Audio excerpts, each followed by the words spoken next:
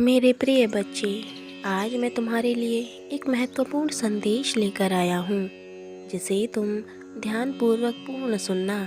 इस संदेश को अनदेखा मत करना और बीच में तो बिल्कुल ही मत छोड़ना मेरे बच्चे। यदि तुम ऐसा करते हो तो मेरे आज के इस संदेश से तुम वंचित रह जाओगे।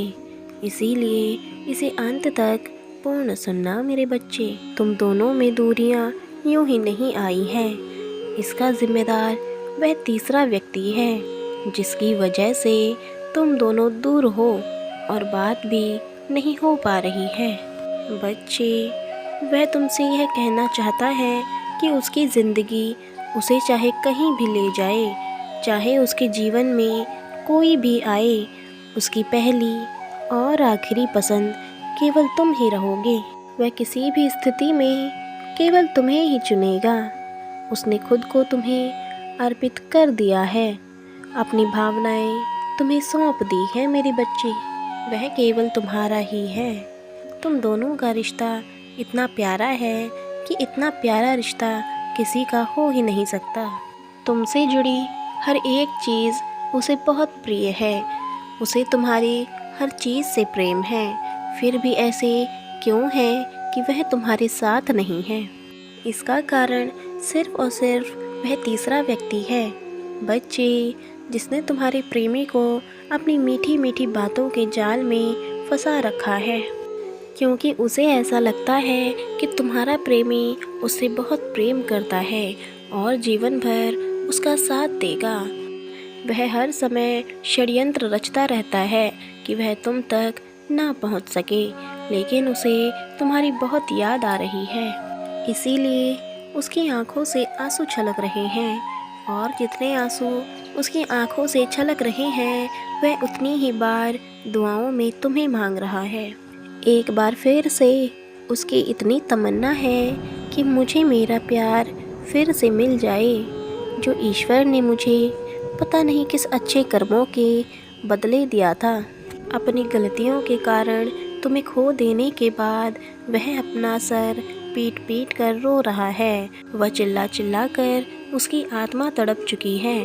तुमसे जुदा होने की उसकी पीड़ा देखकर तुम्हारी रूह कांप जाएगी। तुम्हारी जुदाई बर्दाश्त नहीं कर पा रहा है।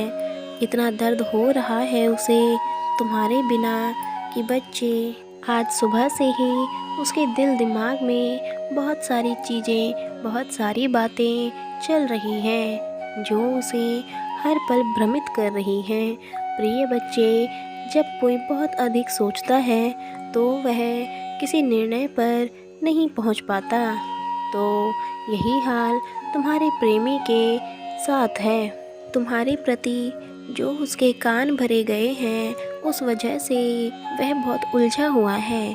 जो जहर उसके मन में तुम्हारे खिलाफ हर रोज़ भरा जा रहा था, यही कारण था कि वह तुम तक पहुंच नहीं पा रहा था। लेकिन धीरे धीरे उसे महसूस हो रहा है कि वह तीसरा उस पर पूर्ण नियंत्रण कर रहा है, जिस वजह से उसे घुटन हो रही है उसके साथ। तुम दोनों के जीवन में जहर घोलने के बाद तुम्हारे प्रेमी का नज़रिया तुम्हारे प्रति बदल गया था, लेकिन अब उसे सब कुछ साफ साफ नज़र आ रहा है। किंतु इसका कोई फ़ायदा नहीं है। मैं जानता हूँ बच्चे, उसने बहुत देर कर दी है तुम्हें समझने में। वह तुम्हें बहुत याद कर रहा है, और इस याद ने उसे सही और गलत इंसान में फ़र्क समझा दिया है।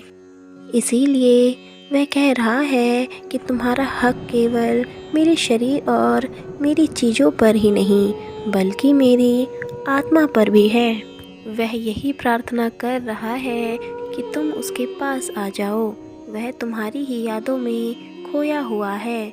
वह बोल रहा है बार बार कि मुझे माफ़ करके मेरी ज़िंदगी में वापस आ जाओ।